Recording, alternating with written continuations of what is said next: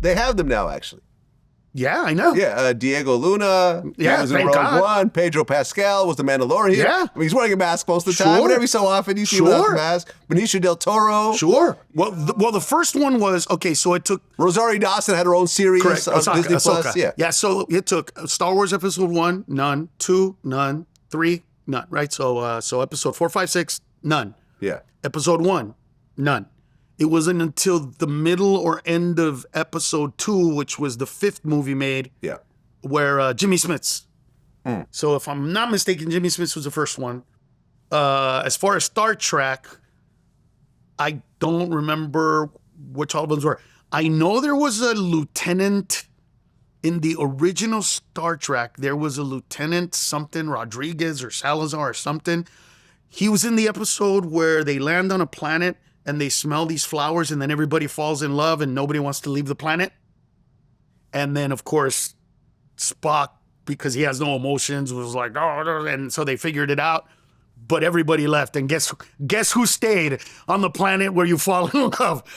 The Latino. He was only in one episode and he was gone.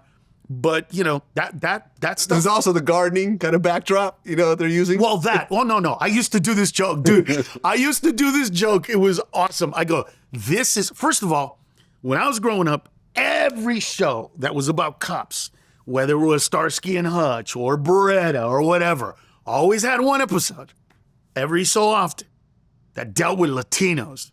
And there was always a bunch of bad Latinos and a young Latino that's teetering. And that guy was A. Martinez. He was always fucking A. Martinez. Do you know the actor A. Martinez? No. If you pull him up, A. Martinez, you'll recognize his face. In the 70s, bro, he was that guy. He was on every single one. Oh, yeah, this guy. And and every time he was like almost gonna join the gang, but he didn't. And then he came back. And I go, and in every one of those episodes, this was always a scene. Knock, knock, knock, knock, knock. Open the door. Yes, what's going on? Do you know anybody? Somebody got shot. Do you know anything about who got shot? No, nothing. Click. What? Listen, ma'am, if you don't tell us, we're going to call immigration, and immigration going to come here and take you over. Okay, it was Manuel from 4B around the corner, but don't tell him I said anything. Like, that was every Starsky and Hutch one, every Beretta with us in it. It had that moment. But listen, even back then, I got it. I was like, look, we're paying our dues. I get it. We're paying our dues. I understand it. It's the way America works. I get it. I just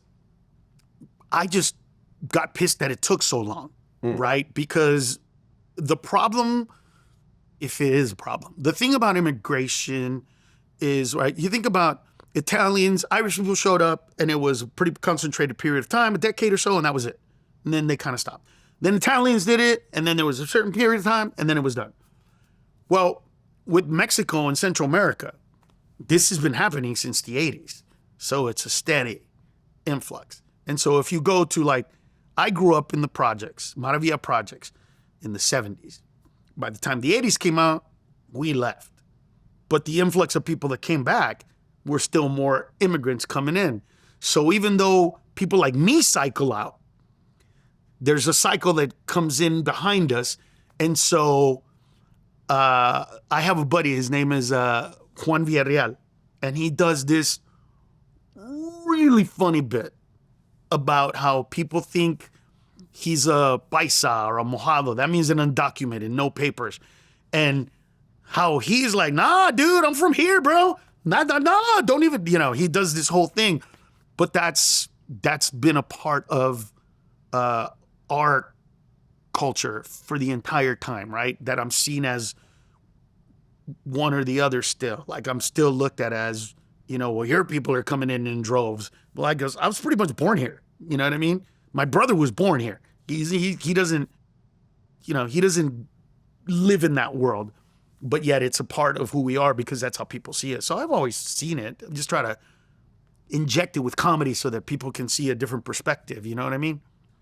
Well, Diddy's going through a lot of drama right now. Now, you said that you and your son went to a Diddy party? Dude, now that I know, I am like, man, thank God. I was embarrassed at the time. Okay, so When I was a kid, me and my dad were watching The Godfather 2.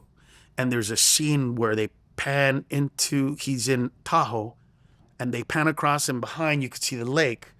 But indoors, behind the screen, you could see steam coming up from the pool. And I remember saying to my dad, like, what's up with that? And he was like, oh, because, you know, when you live in cold places, you don't want to get in the water. It's cold, so you keep it warm. That's the steam coming up because it's cold, but it's warm. And I remember thinking, that's when I'll know that I made it. When I have a pool that is 80 degrees every day of the year, no matter where I live, no matter what the weather. So that was a thing.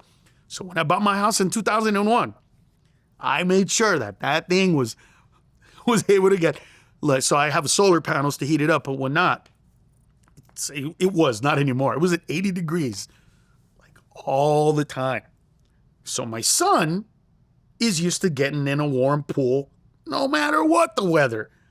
He gets invited by Diddy's little girls. They hit it off. And he gets in their pool and he goes, what the, Dad, why is it cold in here? Why isn't it warm like our pool? And I'm like, shut your pie hole, man. This guy can put me in a movie or a video. Shut up. You're embarrassing me. Cut to find out all the stuff that happened. I'm like, man, I got away scot-free on that one. Thank God. Nothing bad happened. He's probably mad at my kid anyway for saying that his pool isn't warm, but yeah, whatever. So did you actually talk to Diddy? It was a high and by. It was really quick.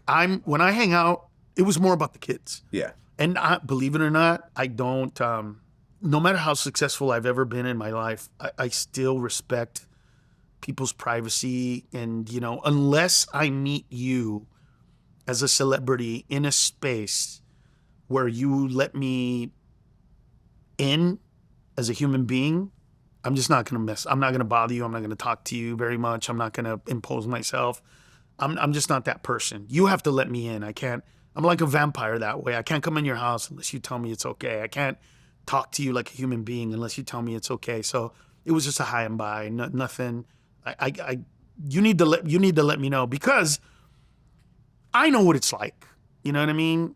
I know what it's like on whatever level it's been to be at a bar, to be eating. I know what it's like to be, I don't want to be that person. And me in my head going, but you are that person at this very moment. Let me go.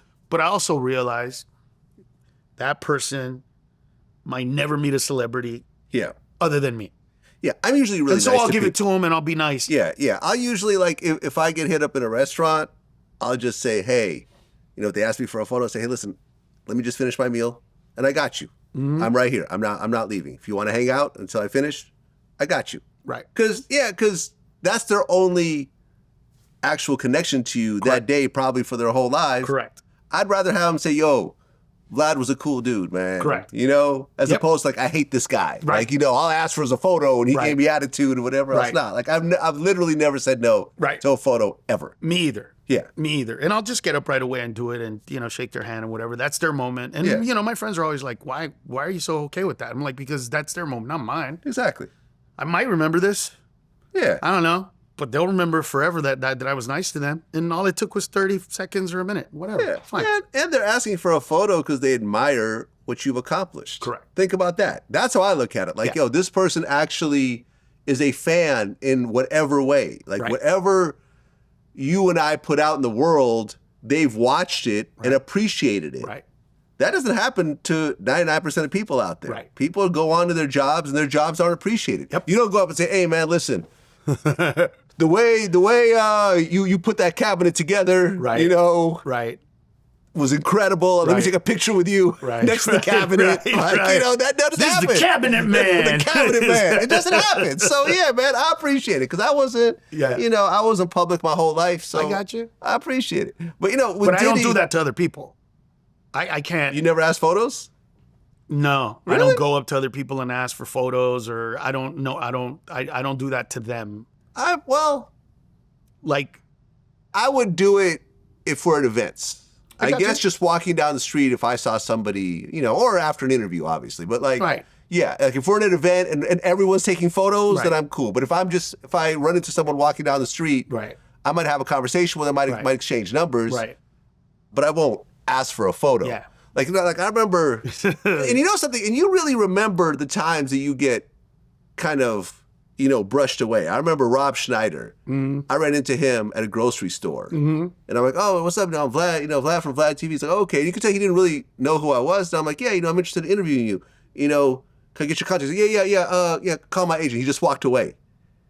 And I've talked so much shit about him over the years, Right. you know, with other people who have had bad experiences with him and so forth. And I'm like, all right, you want to act like that? Yeah. I'm going to act like this. Right.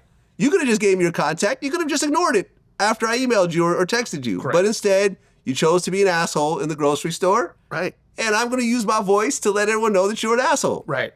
And, you know, Yeah. it is what it is. His perspective is, I'm shopping. I'm not doing that. You know what I mean? I have exactly. contacts. You can find them out. I'm not saying No, it's right. I get it. I understand his I'm not side saying of it. I'm I not understand, that. See, I I understand don't his want side you. of it. I don't want you to exist.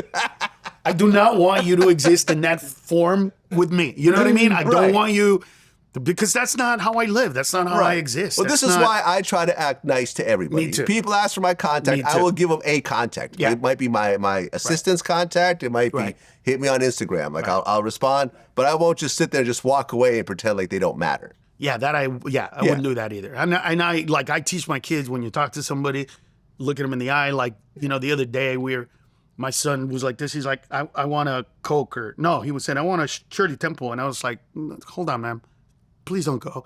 Hey, son, you need to look at her in the eye.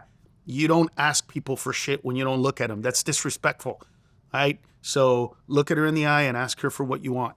And then he looked at her and he said, may I please have her? And I was like, cool. So I like that, and I'll treat people like that. But, you know, the thing is if I go to a concert and I'm backstage, those guys will say, come and take a picture. Yeah. You know what I mean? I won't have to. You know what I mean? But I also know, like, I'm not going to say who I met the other day was really short with me, because I really love his work. And that's all I said to him. I was like, hey, man, just so you know, really love your work. And he just was like, oh. I was like, and I was like, you know what? Not going to say anything, because last thing I want to do is go on and be like, I just met because I love him from blah, blah, blah, blah, blah. And then 2 days later read, well, his mother died that day. Oh, fuck, no. God damn it. Shit.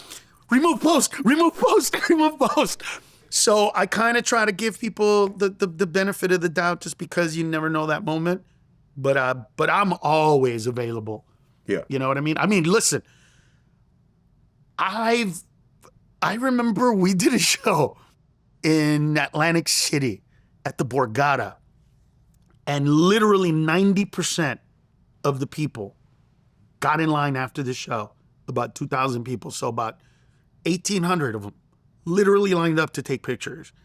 And the people from the Borgata were like, listen, tomorrow's show, you can't take pictures. We need these people to get out there and gamble, bro. It took us 2 hours to get through that line. They're like, so it's not going to be your fault. Don't worry. It's us. We're going to do it. But we can't do what you did yesterday. And I was like, I got an idea. I'll get a Polaroid and I'll charge like $50 a picture, which will make the line Shorter. And those that can't afford it will just buy a T-shirt and I'll sign it and no picture. So we figured to work a way around it. Nice. But it'll take forever, you know, sometimes. And I've done that before. And I still, to this day, after every show, go somewhere and take pictures and sign autographs at every single show.